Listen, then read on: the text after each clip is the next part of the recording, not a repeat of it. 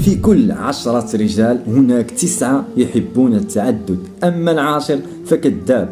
لنكن صريحين، نحن الرجال في العالم بجميع الأديان والإيديولوجيات والأفكار نحب النساء كثيرا، نعشق النساء. وهنا لا أتكلم فقط عن الغريزة، بل أتكلم عن المحبة والعشق.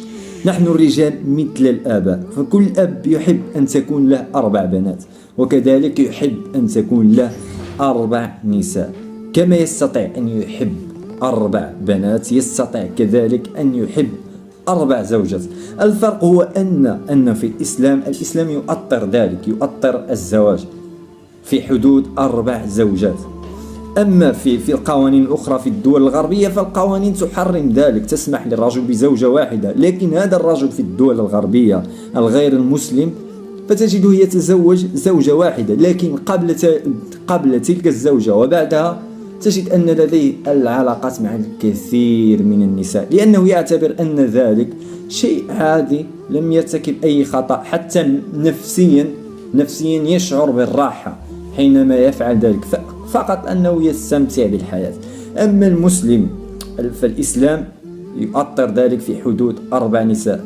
بالإضافة إلى ذلك المسلم حتى إذا ارتكب ذلك وكانت له علاقة خارج الزواج فهو يشعر بالذنب، يعتبر أن ذلك شيء سيء، أنه يجب أن يكون فقط مع زوجته. لذلك المسلم يعتبر أن ذلك شيء عادي في حدود 4 زوجات.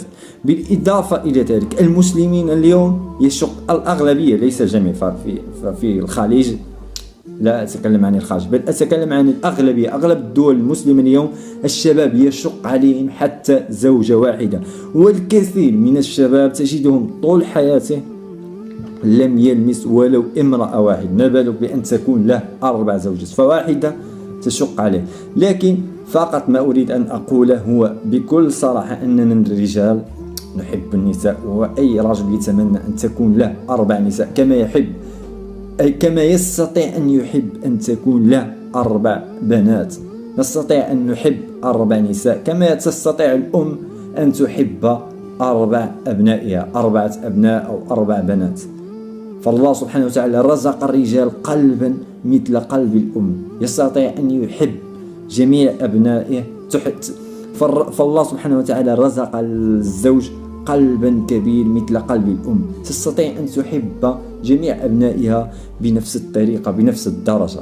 بالإضافة إلى ذلك أي أم وأي أب يتمنى أن يكون له الكثير من الأبناء، بالأخص إذا كانت له الإمكانيات لذلك. وكذلك نحن الرجال الأغلبية الساحقة نحب أن تكون لدينا 4 نساء. هذا بالنسبة للمسلم. أما غير المسلم فيحب أن تكون له العشرات كل يوم امرأة مختلفة هذه. ولكن هنا ندخل في الغريزة.